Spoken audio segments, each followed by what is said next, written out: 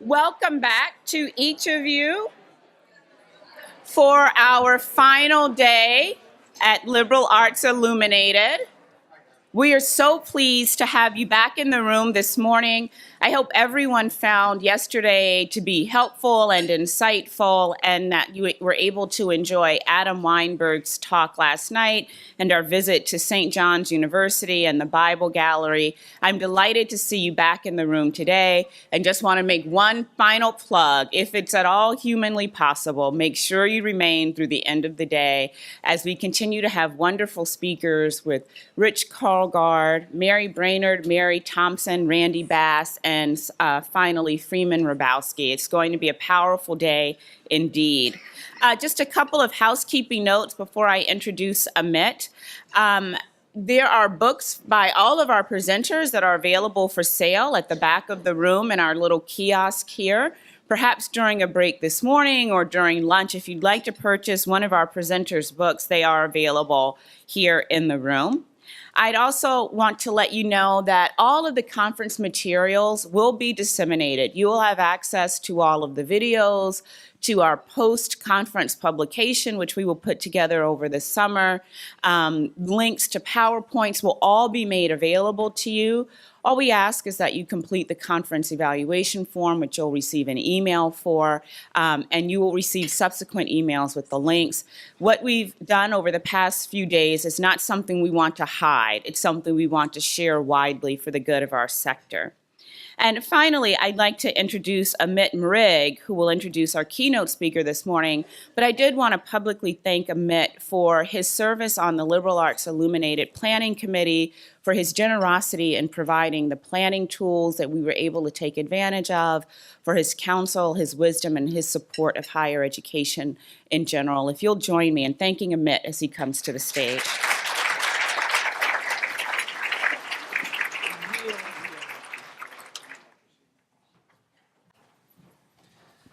Good morning.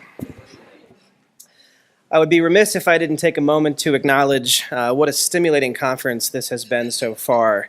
I know a lot of different people have contributed across St. Ben's and St. John's and many other organizations to this program. But in particular, I've worked with three of them, so I just want to share a special acknowledgement to the three that I've had the chance to work most directly with. Tammy Moore and Margaret Arnold, you have done an absolutely wonderful job behind the scenes with the marketing, the logistics, the cajoling, corralling, all the thankless tasks that you're asked to do. And I hope you're feeling very proud because it's been a very successful program. So thank you.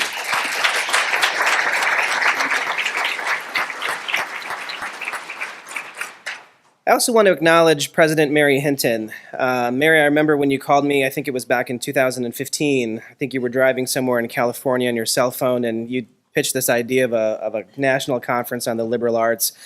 And I'm not sure back then if either of us or if any of us knew what this would turn into. But I'm simply awestruck at the power of this conversation over the last day and a half. And thank you for your leadership to create this forum. Thank you for including me in this opportunity.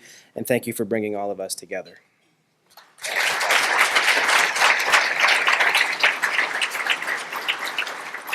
So I admit I come to this conversation a bit of an outsider.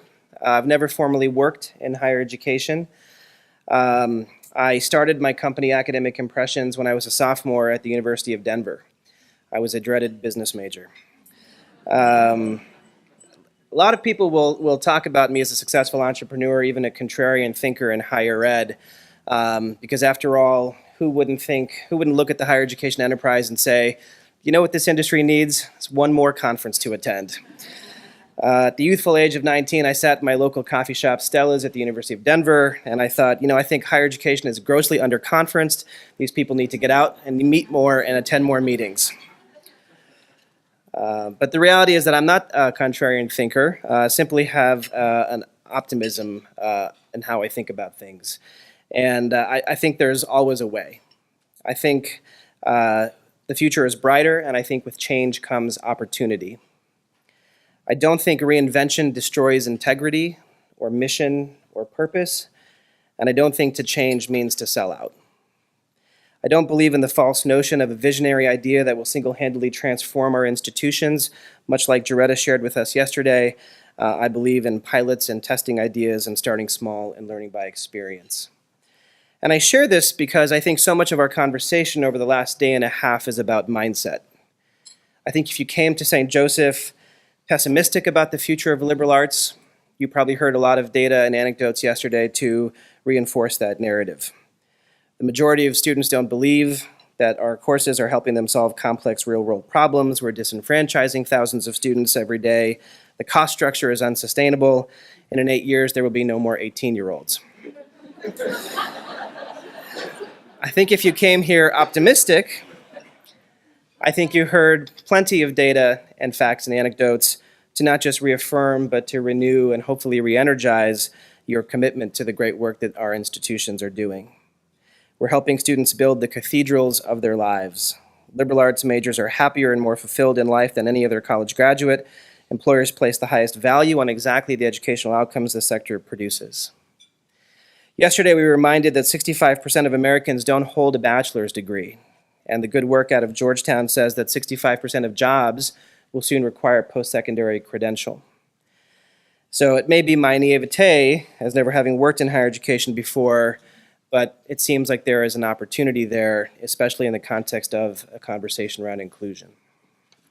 There's well over 100 million people who don't have a post-secondary credential that could benefit from one. But because they're over the age of 25, many institutions overlook them. I'm not saying anyone in this room, but many institutions overlook them or create separate adult learning divisions or colleges to serve them, somehow acknowledging their importance, but reinforcing structurally that they're ancillary to the core work and the core mission of our institutions. I think we'll learn from our next speaker, Rich Karlgaard, that we might want to challenge that way of thinking, that not all of us are ready for a liberal arts education at the age of 18, and actually attending at a time that may be right for them, they can be just as successful, if not more so. So with that, I'm pleased to introduce this morning's plenary speaker, Rich Karlgaard, entrepreneur turned Forbes magazine publisher and futurist, television commentator, private investor, and board director. Rich is a respected forecaster who offers a unique vantage point to the trends driving business and investment climates. Rich draws from his extensive background to deliver a fascinating assessment of today's turbulent economy, from business and technology and political trends that he anticipates on the horizon, and both their immediate and long-term impacts to individuals, to organizations, and even to higher education. So with that, please join me in welcoming Rich Karlgaard.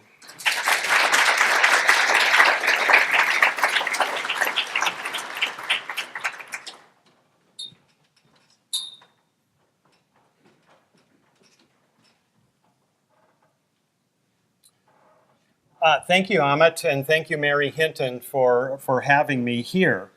The title of this talk is Late Bloomers in Liberal Arts. There's quite a bit of material in front of it, all leading up to why I think there's going to be a renaissance and even a revolution in late bloomers in liberal arts. And so I'm going to work through the first part of the talk pretty rapidly, and I might even skip some parts, because in talking with Amit and Mary, I really want to leave a lot of time for the late bloomers thesis. I have a book coming out in March 2019. It's called Late Bloomers, The Power of Patience in a World Obsessed with Early Achievement. And I really think the United States is on a collision course, that we're putting more and more pressure on teenagers to demonstrate their meritocratic abilities in school and on standardized tests and even sports at earlier and earlier ages, at a time when they're going to live longer, and the half-life of what they learned is shorter and shorter and shorter. It makes no sense. In fact, it is insane. And that anger, if you can hear it in my voice, is what drove me to write this book on late bloomers. But let me get started why I think we're all leading up to that. That's Forbes. That's a book I wrote on corporate culture. It's back there. This is a book, follow-up book I wrote on teams. In addition to some things that Amit mentioned, I also sit on boards. This is an AI company in Silicon Valley. I was born and raised in Bismarck, North Dakota, but I live in the Bay Area, in the part of the Bay Area which is known as Silicon Valley. I'm a rock's throw from Stanford and Palo Alto, and where there are a lot of companies like that. And this is an AI company whose advisory board I'm on. First thing I want to say is that organizations will fail at a faster rate in the years ahead. I mean all organizations, institutions, companies, nonprofit, higher education. We're living in a very volatile period. And politics is very volatile today. But even if politics were more placid today, and the polls on the left and the right weren't so hostile with each other, and we moved back to a kind of sensible center, this phenomenon of organizations rolling over faster than ever before would continue. So I encourage you to think past the current news involving our president and politics, because that's not really what I'm talking about here. I interviewed John Chambers, who was the former CEO and chairman of Cisco, the Silicon Valley company, a year and a half ago, and he said 40% of Fortune 500 companies would fail in 5 years. If you said that about all companies, if you said that about undercapitalized startups or multi-generational family companies that were kind of reaching the point of exhaustion, the kids didn't want to run it anymore, 40% would be an underestimate. But he was talking about top 500 companies in the world that are profitable today, have global brands, and have a healthy balance sheet, would still run into some problem that they couldn't extricate themselves from in the next 5 years. Two types of failure. There's failure as in death. A lot of retail establishments undergoing that, death by Amazon.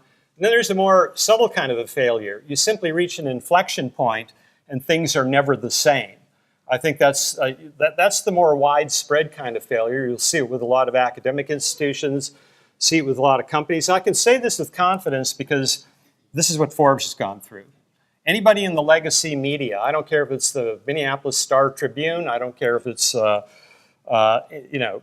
anything out there from the legacy media, is not as profitable as it was in the 1990s and never will again be as profitable as it once was unless the business model substantially changes. That's just a fact. We're around, but I can tell you, we're not the company. Steve Forbes' father, Malcolm Forbes, with a one-product company, just one magazine coming out every 2 weeks, was able to buy a castle in Morocco, a castle in France, a 150-foot yacht, and he flew around the world in a 727. And that wouldn't happen today. The margins aren't there in that industry. So that kind of failure is, that's a failure where something happens and you're never the same again, but you may limp on. How do we avoid the 40%? Well, the first thing we have to do is understand the pace of change. It's speeding up. If you follow technology, and even liberal arts people should follow technology, you really need to know. You need to know the underlying trajectories because it's important. I think you don't have to come up with precise visions of what the future is going to be like, but it sure as heck is useful to be in the right quadrant. If you're in a liberal arts person like me, a political science major, I try to get in the right quadrant and then let the quants and the nerds figure out where within the right quadrant you want to be. But this has been the governing force in technology for the last 50 years. That's Gordon Moore, one of the founders of Intel. Long ago, in the middle 1960s, he defined the underlying pace of digital technology that was governed at the level of the semiconductor. Moore's law is known by everybody in technology, and there are narrow definitions of it. But broadly speaking, there's been this 30% annual improvement in digital bang for the buck for the last 50 plus years. Now, 30% compounding over a half century yields some amazing things. Warren Buffett, one of the world's richest men, has had a compound annual rate of return as an investor of about 24% for 60 years. And look what it's done. It created Warren Buffett as we know it. If you had that kind of return in your 401k, it wouldn't take long before it would become mighty. This has been eclipsed. Before I get to that, 30% annual rate of improvement was enough to give us these amazing things over the last couple of decades. PCs, smartphones, the web, online search, and so on. And now it's been eclipsed. This is Diane Green, who runs Google Cloud. Diane is one of the most accomplished entrepreneurs in Silicon Valley you probably haven't heard of. She started VMware back in the 90s, a very successful company today. She said at a Forbes conference there's been a phase change in the underlying rate of digital evolution. The curve suddenly jumped the tracks. and now it's a steeper curve. So if change wasn't fast enough already, it's now moving faster. And this would explain why, just over the last 2 or 3 years, there's been so much attention given to some of these terms. Internet of Things, artificial intelligence, predictive analytics, driverless vehicles, virtual and augmented reality. If you did a Google search of those terms, you would see that they've just exploded, not only in the technical press, but the business press and the popular press as well. You could even say they've caused a national anxiety attack as people are trying to figure out what does human life look like and where will the jobs be in the age of AI. There's a reason why it's exploded on the scene so fast. It's because it's the underlying technology that's driving these forces is moving at twice the pace that it was. Then you add a turbocharger. This is Bob Metcalfe, who started a network computer company back in the 80s called 3Com. Metcalfe's law is a widely accepted shorthand law, power of networks. N is a node on the network. And the number of connections on a network, you just run it through this formula. So for example, half the world's population today has a smartphone. If you ran Metcalfe's law, there are that many connections out there among humans, just among humans, not bots. It doesn't mean they're all connected, but there are that many theoretical connections. One of the intriguing things about life today is how things can come out of nowhere, ideas both good and bad. How is ISIS able to recruit? Well, with this many human connections, the bad guys can find each other. How do you get good things like crowdfunding? Well, with that many connections, people who feel motivated to donate money to a cause can find each other. So it's an amazing force out there, this power of connectivity. If you look at you have a college of 2,000 students, say. That many, there are 2 million connections among the students, theoretical connections. It can connect in that many different ways. If you bumped it up to, say, the size of an undergraduate population of say, a flagship state university, University of Minnesota is bigger than that, but let's call it 20,000. Note that the connections doesn't go up by the same amount. It's an exponential effect. So it's not 20 million, it's 200 million. So this power of connectivity is a huge one. This one is a little esoteric, and I'll just rip through it very fast. This is how much money flows into the tech sector is what this is really about, and this distortive effects that has on the economy. These are some digitally born companies. These are the 5 most valuable companies in the world. The 5 most valuable companies in the world. What's amazing is how geographically concentrated they are. In the whole world, the 5 most valuable companies, 3 are in Silicon Valley and 2 are in Seattle. And that's kind of amazing. If you expanded the list of the top 10, you would have Alibaba and Tencent of Japan. Now, if you're my age and you've kind of been following the business magazines for a while, you go, where are the old stalwarts on a list like this? Where's J.P. Morgan? Where's Exxon? Where's Buffett's company, Berkshire Hathaway? Well, they've been run by. They've been passed by. They're still valuable, but they've been utterly passed by this new and accelerating force of digital technology. I'm going to return to this when I talk about late bloomers. The math SAT scores of at least one founder of these companies. Do you notice a trend here? You see a similarity there. That too has had a very, very, very distortive effect on how we value people today, because this doesn't escape people. The fact that this exists is not hard to find. And I'm going to, what my book Late Bloomers says is really kind of make a linkage between this phenomenon and the incredible pressure we put on young kids to get somewhere close to these kinds of scores. But, and every founder, every one of these people, Apple's obviously known more for Steve Jobs than Steve Wozniak, but, and Jobs was a college dropout, and I'm sure he didn't come close to 800 on his math SAT. That wasn't his gift. But every one of these companies is kind of created in his founder's image. And these are the people that they hire and screen for, creating this ripple through effect that goes way back into college, high school, and junior high and grade school.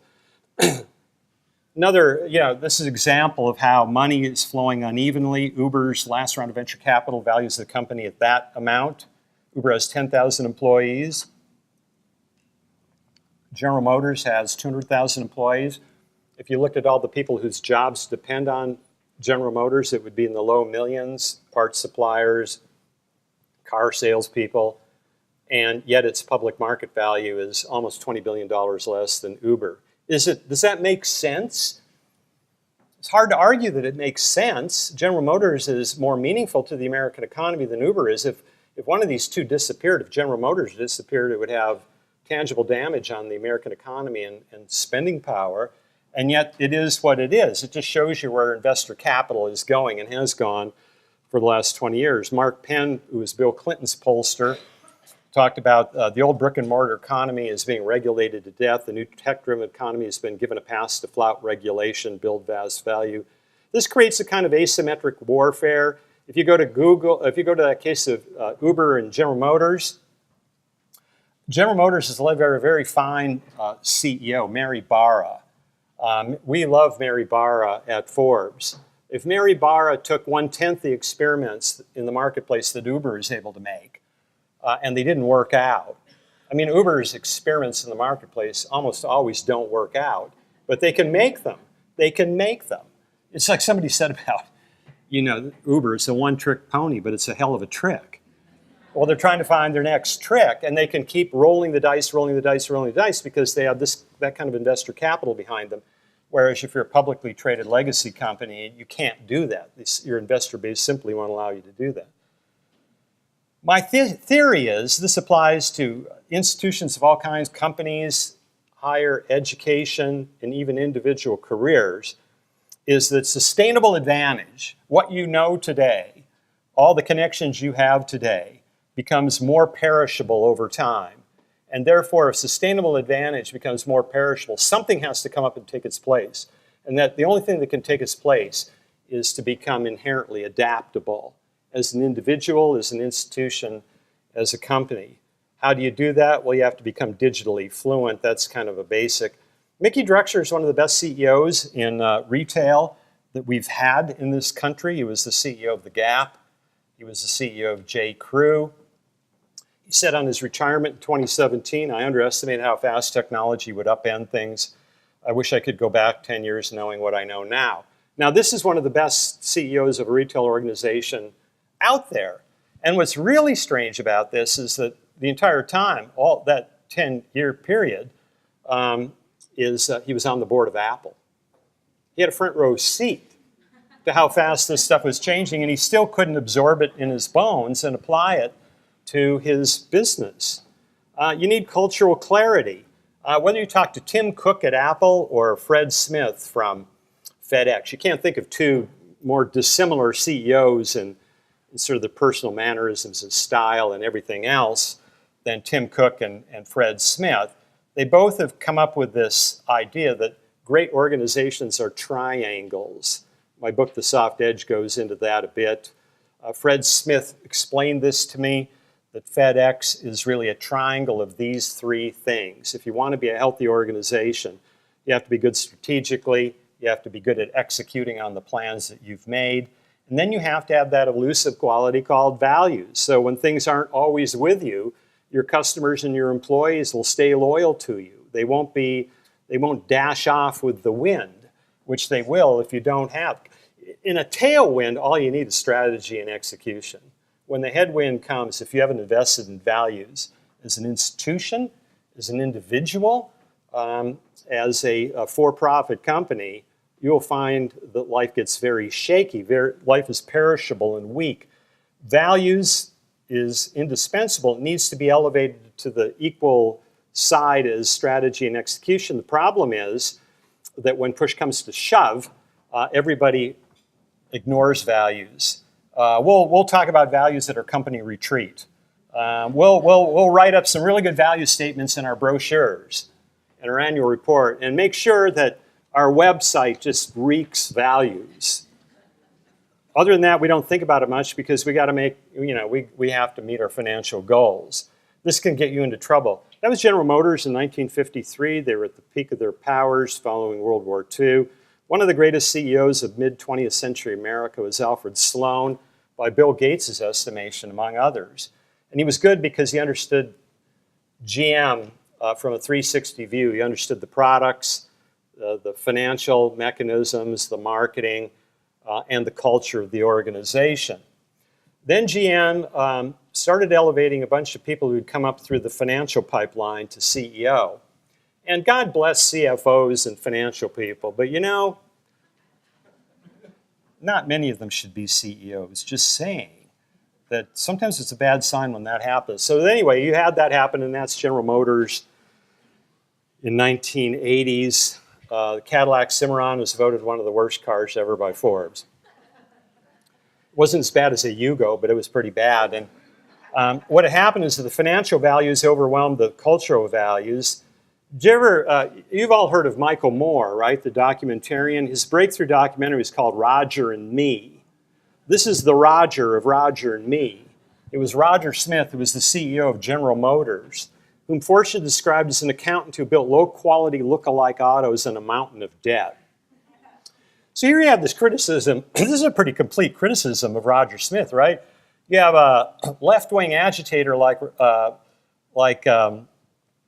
Moore, and then you have a conservative pro-capitalist magazine, both saying the same things. This guy was a failure. And he was a failure because they tried to get away with trickery that you could maybe get away with back in the day, and you can't get away with it anymore for sure. That is, why was this Cimarron a bad car? Because it was a Chevy Cavalier with a hood ornament. But they charged twice as much money for it and called it a Cadillac. That'd be like, I know there are higher education institutions out there that live more on their reputation than what they're really delivering. That would be the equivalent. They're eroding the product at the same time. They're living off the past momentum, and it all kind of gets to be a little top-heavy and a little bit fake. And it's the temptation. It's the daily temptation when you're in business or when you have to produce a bottom line of any kind or have to justify your financial existence to anybody. You start cutting corners if you aren't really committed to the values. And in the short run, it's worth it because the numbers will flow to the bottom line. Everybody will applaud you. And in the long term, you've created rot that rots just about everything. So that's why values are extremely important. Forget about values from the ethical and moral argument. They're just bad for business long term, but eroding values in the short term can sometimes work, which is why even basically moral and ethical people can fall to that temptation. Fourth, adaptability is teams. I'll fast forward through this. There are really two insights on teams that my co-author and I got from this book. One, keep teams small. I'm talking about informal teams where you're just batting around an idea or let's say, in the case of a university, a long, generous donor suddenly is having issues, and you need to put together a team to make sure that the donor is still on board, or whatever it is. It can be, a sales opportunity inside of a for-profit company, anything like that. You keep teams small. Jeff Bezos likes to use the 2-pizza rule at Amazon. It goes back to Metcalfe's Law. What happens when you start adding people to your team is that the number of connections grow, and so therefore the gossip grows. The kind of people who will raise their hand when take credit when the project goes well. The kind of people who will say, well, it wasn't my fault when it went bad. I know that never happens in higher ed, but it sometimes happens in for-profit companies, and I've observed it a few times. And that's why, for transparency's sake, you keep them small. What breaks is stuff like that. And this is endorsed by neuroscience, cognitive science, and sociology. Teams can be small. I'm going to fast forward through this because I want to spend more time on late bloomers. But the two main takeaways of teams is one is the size thing, and the other is diversity. Now, mostly for very good and righteous historical reasons. When we talk about diversity, we're generally talking about gender and race diversity. And for all the right reasons, we talk about those, and many of us don't move fast enough. But there's another kind of diversity they want to bring up, and it's not in competition with race and gender diversity. It's actually a way to make race and gender diversity even more powerful than it is. And that is, one, it's cognitive diversity and some of the manifestations of that. And I want to give you an example. People who don't think the same way, are not troublemakers on a team, they're assets to a team. 3 examples. Steve Jobs called them whole brain teams. But 3 examples of cognitive diversity would be, one would be an inside versus an outside view. You take a sales team. A lot of organizations have figured out that sales teams of 2 can be pretty powerful. You have what is called the hunter, and you have what is called the farmer. The hunter likes to make the sale, the kill, go close the deal. The farmer is the one who makes sure the client is being served in the long run. So that's more of an inside view. The outside view is the hunter, but it forms itself in many ways. Art and science. Steve Jobs was one of the very few people who was really, truly gifted in both. But most people, you need 2 people to get, or some balance of people to get that. Another way of thinking about it is the intuitive and the logical, or the left brain and the right brain way of looking at a problem. If you want a 360 view of a problem, have both. And then age diversity, I think, is going to become a bigger one, both to really bring millennials and Gen Zs up and make them feel included, and to, as a path for baby boomers and older Gen Xers to have a dignified career in the second half of their career, so that they aren't facing the situation where all of a sudden they're obsoleted in their 40s. Well, inside and outside view, I mentioned Fred Smith. He said the most valuable board member he's ever had at FedEx. She served 19 years as Judy Estrin. He brought her in. FedEx is a very information-intense company. If you go to their where they coordinate all the trucks and planes out of their headquarters in Memphis, it looks like a NASA, central control in Houston. And they were lacking some expertise on network computing at a time when they needed it, and they didn't have it in Memphis, and they didn't have it among people they knew. And Fred tasked his chief information officer to go out and find the smartest person in the world on network computing. And he came back with somebody who didn't look like any of the good old boys from Mississippi and Tennessee who make up the management and board of FedEx, or did at the time. Judy Estrin was the daughter of academics at UCLA. She worked with Vince Cerf, who was the developer of TCP/IP, which is instrumental for the internet. And she served on that board for 19 years. They called her blindingly brilliant and the most valuable board member we've ever had. Judy is also, she's retired from FedEx. She also went on to serve 20 years as a director at Disney. And Disney, Bob Iger will tell you he's the most valuable board member they ever had. So that inside-outside views, you see, they were looking for the outside view, and they got gender diversity. They got both. And what I love about it is the way that they use both. It doesn't matter whether it was a chicken and an egg. They got a 360 view as a result of Judy. Another one is this art and science. I love hippie capitalists. I love people who go against the grain. Steve Jobs, probably the most famous example of recent memory. But if you follow cycling at the high end, maybe the best-known high-end bicycling company in the United States, Trek, based in Wisconsin, would give you an argument. But Specialized Bikes is really a powerful company. If you're following the Tour de France, there are many of the pro teams ride Specialized Bikes. Mike Sinyard started the company in the 1970s, sold his Volkswagen van. At the time in the U.S., the U.S. is way behind compared to Europe in terms of the sophistication of biking. We had Schwinn. They had Colagno. They had Bianchi. We had Schwinn. Big tanks of bikes, and he was among those rebels in the 70s and 80s to change that. But you don't, if you're a hippie capitalist, will only get you so far. If you're going to supply professional teams, you've got to have the science. So you visit their headquarters, you have wind tunnels and everything else. And then the last one, wisdom. Anybody read a book called Boys in the Boat? Wasn't that a great book? If you haven't read it, it's kind of like if you ever saw the movie Chariots of Fire, this had the same sort of feel to it. It was the University of Washington 8-man crew team in the 1930s.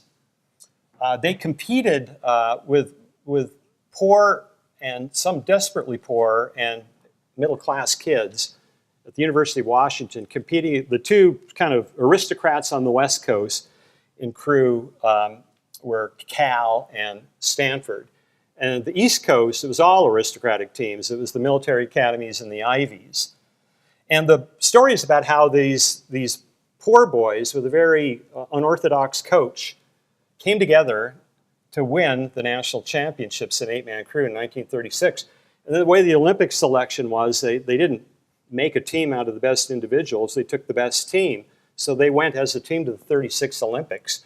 And they beat the German team by about that much under Hitler's eyes.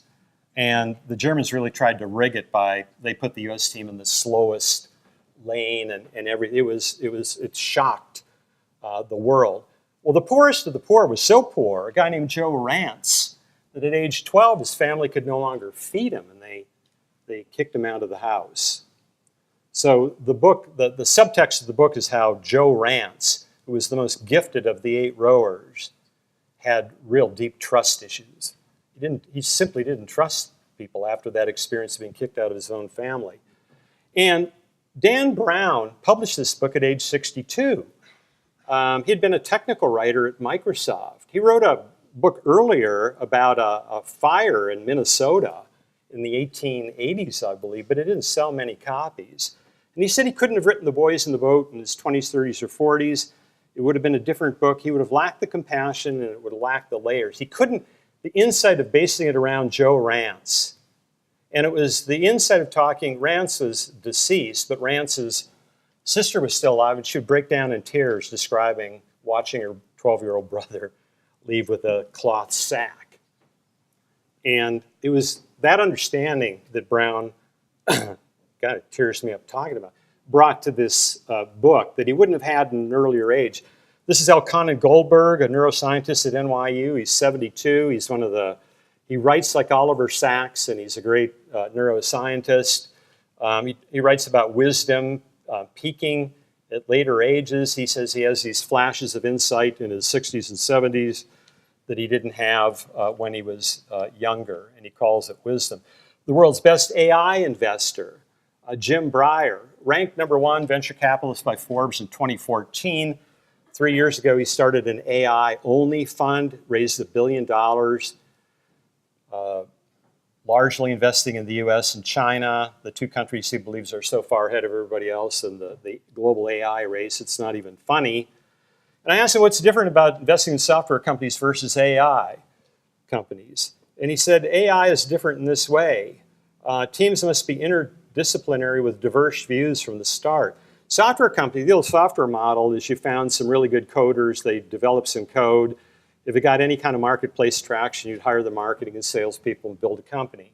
AI, if it doesn't include interdisciplinary thinking from the start, so example, healthcare AI, you've got the technical problem, but if you don't have, let's say you're doing something in radiology, if you don't have the wisdom of 50 and 60 and 70-year-old radiologists who've seen everything embedded into that AI, then you don't have anything that's really useful.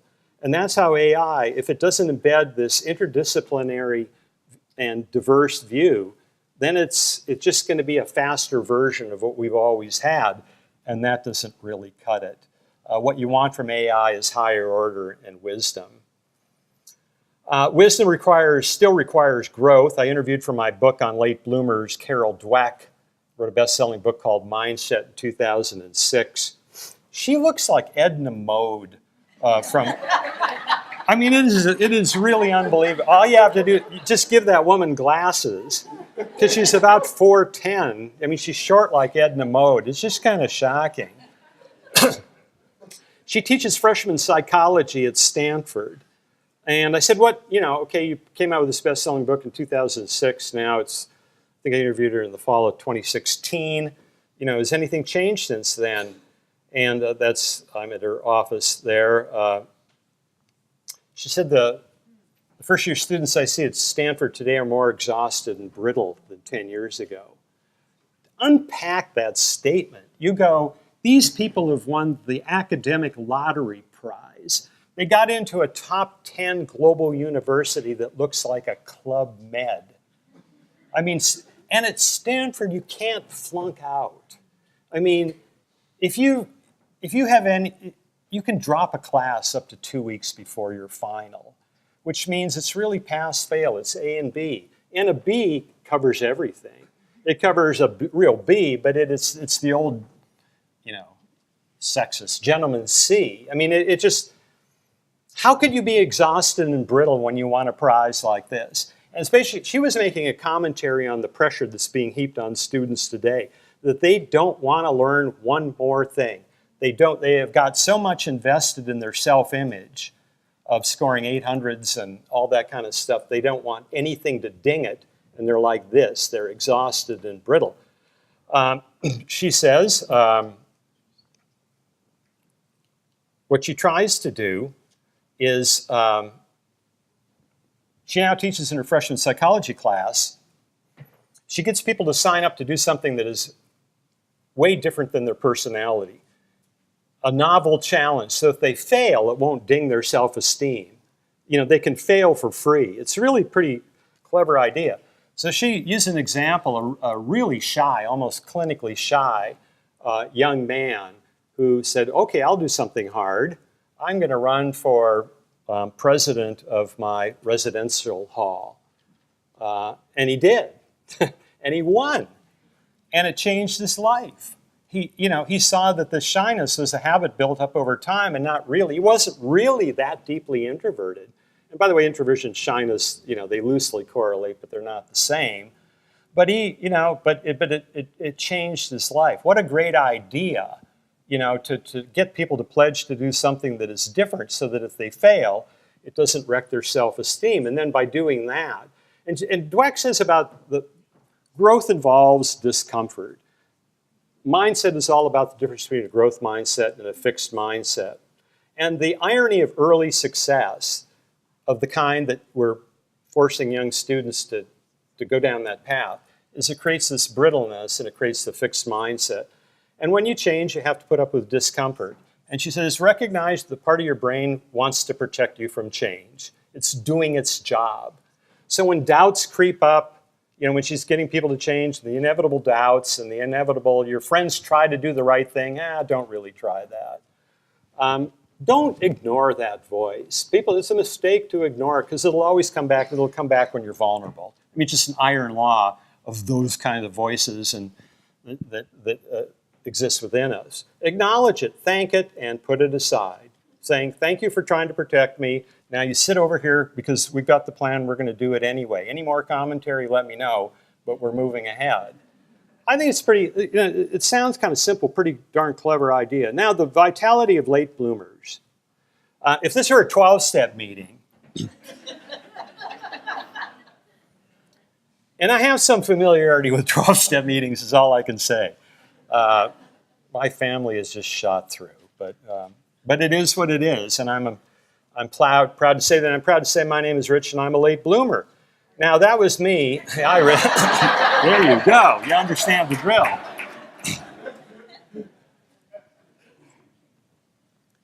That was me at age 9, growing up in Bismarck, North Dakota.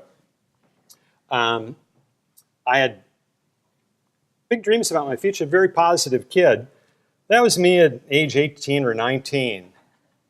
If you look really closely at my left hand, I'm flipping the bird. It was a 70s thing, all I can say. There were a couple of Miami Dolphin football players who did that on the cover of Sports Illustrated. So every badass wannabe would try to surreptitiously flip the bird in a photo. But that was me, and I had bad attitude about everything. I didn't really, in my middle 20s, I went to Bismarck Junior College, and then as I recount in my book, I got into Stanford my last 2 years on a complete fluke. I mean, an absolute mistake, a glaring mistake by the admissions department. And I like to say, you know, that I took advantage of that and my brain came alive and I became a Rhodes Scholar. But in fact, I was that kid, you know, who took all the easy courses and dropped the ones that I was doing poorly in 2 weeks before. And I finished with precisely the number of credits that I needed to graduate and no more. And while my roommates went off to law school, divinity school, and chemical engineering advanced degrees, I went off to become a dishwasher, a security guard, where I was a security guard at a winery. That was a bad combination. I was the night watchman at a winery. You can imagine what I was like when I turned over the shift at 8 in the morning. You know, I was not a healthy camper in my mid-20s. And suddenly, and I look back, suddenly at late 20s, things began to come together, and I still can't figure out what triggered it. My wife likes to say, well, you met me. But things began, you know, I got my first serious job and I tried to keep it. I had a job at Runner's World when it was a new magazine out of college, and I got fired for misspelling names on race results, picking a fight with the owner's wife, and smoking dope. I don't know why they would let me go, but they did. But now, you know, now I felt vested, and suddenly I began to feel like an adult in a way that I didn't before. And that experience led me to write this book on late bloomers. What was it? Because I don't think it was a lack of opportunity. I just think it was a lack of my brain being ready for the opportunity. F. Scott Fitzgerald said there are no second acts in American life. He was an early bloomer. Great Gatsby was published when he was 25. And about his own life, he was right. Died at age 44. I think it's time for a late bloomer revolution. As I mentioned before, even though longevity in the United States has kind of hit a flat spot, if you take away the 20% of the population that's really dispirited and has fallen into opioid addiction and alcoholism and other dysfunctions like that, we're still continuing to live longer than we had in the past. How can people reinvent themselves when technology is upending everything? I wonder if Vinod Khosla, who's a very accomplished entrepreneur and venture capitalist, wishes he had this statement back. He said people under 35 are people who make change happen. People over 45 basically die in terms of new ideas. If you were to say in the two last acceptable prejudices where I live in Silicon Valley, one is ageism. A lot of people believe it if they don't say what Vinod said. And the second is, you know, if you're on the left side of the bell curve of intellect and grades and SAT scores and IQ and all of that, we'll give you we'll give you a government guaranteed wage and go away. I mean, it's the most disdainful thing for human life that from people who in many ways are pretty politically progressive. It really is sad, and it's created in this engine of economic growth and innovation, that kind of an attitude has dire consequences. Not far from where I live is one of Palo Alto's two public high schools, Gunn High School. In the 2014-2015 school year, there were 6 student suicides. They were all A students, but they weren't the best of the best. They weren't getting into the top 10 schools. They didn't have, God forbid, maybe they had 690 on their math SAT, and they felt subhuman. And I realize that a university town in the heart of Silicon Valley is an extreme case, but it's a virus that is sweeping the country. Now, the real truth is much better. This is Laura Germain of Harvard. She came out with a study in 2015, and raise your hand. I'm going to take a poll. What age do you think people cognitively peak? Raise your hand if you think it's 20s, 30s, 40s. There you go. 50s, 60s, 70s.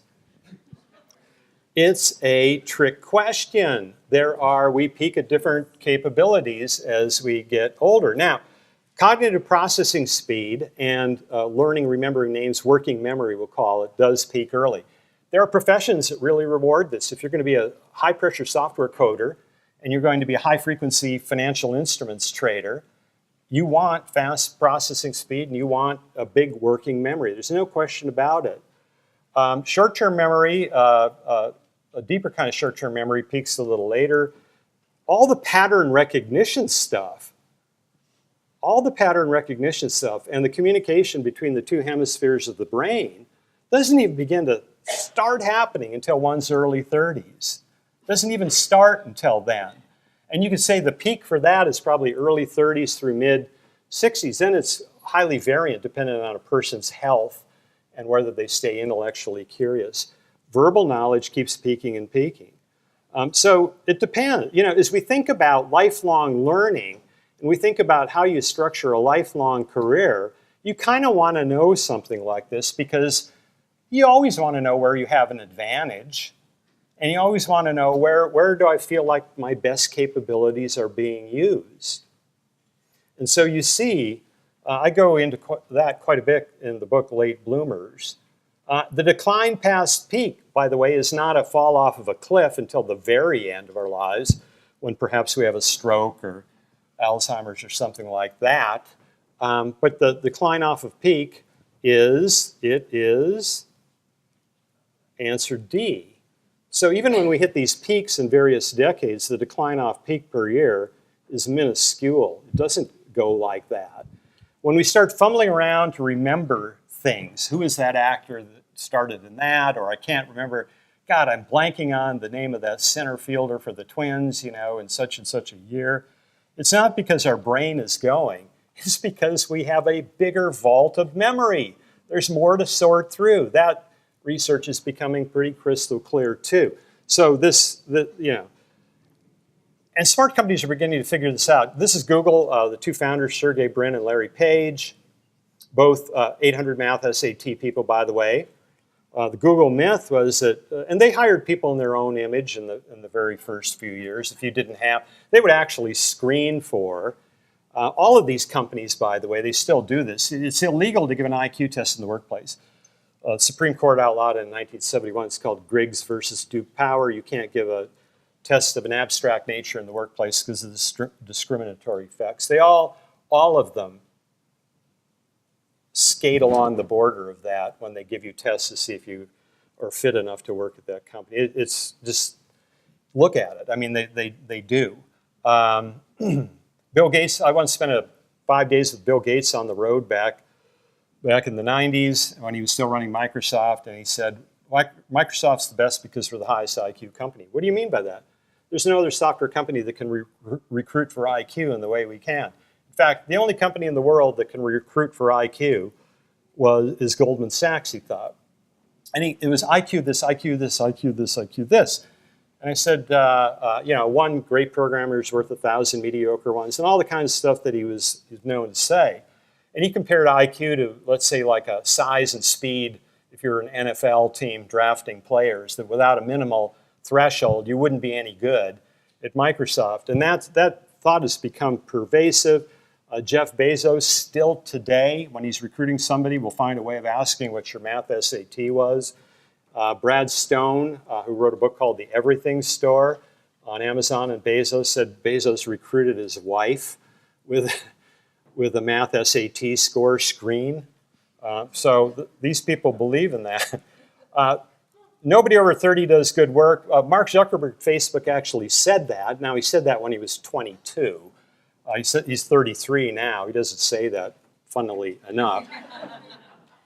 But this is a movie that came out lampooning, Vince Vaughn and Owen Wilson trying to get jobs as interns at Google, and it was a comedy because of the inherent difficulty over it. Google has found out, though, its own research is quite the opposite of what you would think. That's Vince Cerf, Vice President of R&D. When I had Judy Estrin's photo, Judy Estrin, this is the guy who developed TCP/IP, foundational to the internet, back in the day, and Judy was a student of his. Ray Kurzweil, if you've ever heard of something called the singularity, that's his concept. He is the chief futurist. Then I mentioned Diane Green, who runs Google Cloud, is 63, very powerful. You've probably heard of the book Grit by Angela Duckworth. So a last question here is, at what age does grit peak? And somebody shout out a decade of life when grit peaks? Well, you're collectively correct because you can't come up with an answer. It's a trick question. It doesn't peak. We get grittier and grittier and grittier. What we do actually is become more selective about how we apply grit. We don't waste our grit on trivial things. So that is the end of my formal remarks. The book, this book, Late Bloomers, the cover was just, we finished, Penguin Random House is publishing it in March 2019. That's the cover. And I'd be happy to answer any questions. And then whenever it's time to give me the hook, give me the hook. So thank you very much.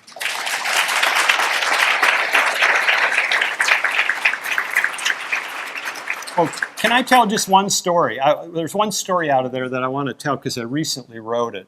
I mentioned that I got into Stanford on an absolute fluke. The fluke was that I was a pretty good runner in high school and in junior college and ran in the indoor nationals in an obscure event called the 1,000-yard run that only held indoors, that 1,000-meter run today.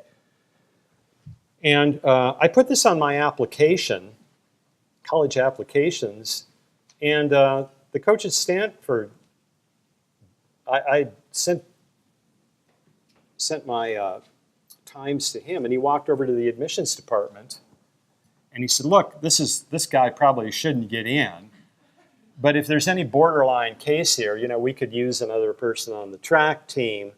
Not a scholarship worthy or anything like that, but you know, we're having a hard time filling in. And I think back in the day there was more of a geographic thing, so I benefited from that. So it all came together except for one thing. The track coach thought my time in the 1,000-yard run was the 1,000-meter time.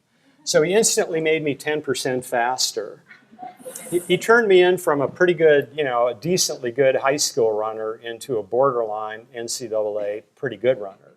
Simply because, you know, 10% in any kind of a track team, whether it's the 100 meters to the, you know, the 10,000, 10% is a lot. And the reason I figured that out, I was, my first year as a junior, I won the intramural mile. And I ran in the 4:20s, you know, a decent time, but not anything like a Division I NCAA. And he said, well, why didn't you come out for track? I was waiting for you to show up.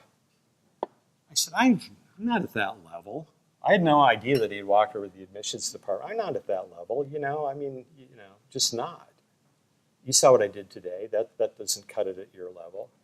He said, but your 1,000-meter time, that really showed a lot of promise. And I go, oh, man. You know, he gave me a 10% advantage, so I get in on that fluke. But I can't adapt, you know, I can't take advantage of my break because I'm so immature that I just didn't know what to do. I had a roommate named Bob, and Bob was a great student. Bob made Phi Beta Kappa as a junior. He went to Stanford Law School, did very well, made partner at his law firm in 5 years, which was a record at the time, and he had a very successful career as a Silicon Valley lawyer, and he owns a vineyard in, you know, Monterey area today. So he just did well on all fronts. And Bob and I, we would walk over. You'd study at the undergraduate library because your residential hall was too noisy. There was always some surreptitious party going on. You know, rumor was that the sex was occurring there and gossip and, you know, drinking and all that kind of stuff. So you had to get away. In the undergraduate library, nobody went to the undergraduate library to do research. They simply brought their books in a backpack, and then you'd find a study carrel and park for the night. And Bob was legendary. Bob would load up a couple of Pepsis and then his books. He'd dual majored in psychology and economics, and he'd bring a yellow highlighter pen, and he'd bring his, you know, yellow line notebook, and he would park there for an ungodly amount of time without even getting up to pee. Even with all those Pepsis, he would sit there for 4 hours, and we nicknamed him Iron Butt Bob. Iron Butt Bob would get up after 4 hours, stretch, go take a pee that would last about 5 minutes. He sounded like a bull, you know, taking a pee. You done yet, Bob? You know, and then Bob would come back to his room, and maybe at around midnight would start typing up his notes, and he could produce a 40-page paper and be done at 3 or 4 in the morning. And that, there are people like that. And I thought, he's got it figured out. So I bought the same backpack, same notebook, same yellow highlighter note. And we'd walk over, we'd talk about, who was dating whom, and we'd talk about sports. And then he'd go to his carrel, and I'd find a carrel, and he'd sit there and start studying, and I'd sit there and start studying. And then in about 15 minutes later, that was my limit. And I'd head off to the stacks in search of something more interesting than studying Japanese prefectures or the history of the early Industrial Revolution on the English novel. Anthony Trollope, wow. I mean, I could not get excited about that. I found they had hardback versions of magazines, and I fell in love with Sports Illustrated. I read every Sports Illustrated from 1954 when it was started, and Eddie Matthews of the Milwaukee Braves is on the cover. Roger Bannister was the first SI Sports of the Year in '54, and I read all of the back issues up to the current time, and I continued to love that magazine. And back in the day, they had really great writers like George Plimpton, Frank DeFord, Anita Verchoth on Olympic sports. And it did me no good for my grades. I mean, I got, as I said, these passable Bs with exactly the number of units that I needed and no more. And no grad school would take me, and I was off to being a drunken security guard at a vineyard and a fired editorial assistant at Runner's World. Well, then, my late blooming brain came together. My wife is working at a bank. One of her fellow loan officers knew that by this time I had a Macintosh and a laser printer, and I was able to do desktop published things. He said, could you start a magazine, with all that stuff? And I said, yeah, it wouldn't be easy, but I think we could. He says, the problem with you and I, Rich, he said, nobody knows us, we're obscure. I hadn't thought about the problem of my obscurity. I was just glad to be married and to have a condo and a car. But he was more ambitious than I was, and so if we started a magazine on Silicon Valley, soon everybody would have to return our phone calls. Okay, so he went off and raised money and sold ads for the magazine, which we called Upside, and I went off with the task of trying to invent the magazine.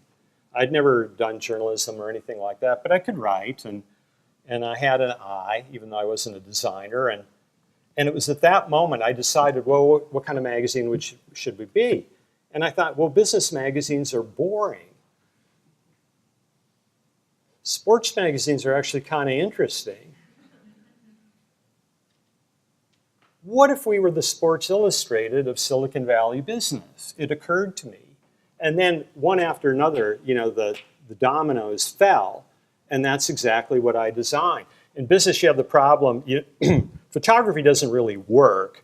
You have those posed pictures that don't work. The problem is, in sports, you observe the action that's occurring on the field, and you take photos, and the writer's always there. In business, the writer's never there when the boneheaded decision was made, or the temptation to give in to greed was made, or whatever it is. Nobody's ever there. You've got to retell it. And the photographers aren't there, but you could retell it, I thought, if you used illustration. Sports Illustrated was really good at illustration back in the day. Remember, they had a caricaturist named Gerald Searle, and I'll never forget a caricature he had of what it was like to do an 8-foot downhill putt to win the Masters. The pressure, when television cameras, everybody's there. And photography could never show it, but a caricature could show the sweat and the terror, happening between the ears of the putter. This is a putt I should normally make, but with the high pressure circumstances, Jesus, people will remember me forever if I miss this putt, that kind of pressure. And so I hired a caricaturist, and pretty soon we were having covers like, or long articles like Larry Ellison of Oracle, a very hard-charging guy, very aggressive guy, as Genghis Khan, with all of his direct reports as warlords and skulls on the ground. There was a kind of a boyish CEO of Sun Microsystems named Scott McNeely, and I had the caricature do him as Michelangelo's David, down to the anatomical detail. And then finally, John Scully of Apple as Little Lord Fauntleroy in a sandbox with sand getting kicked on him.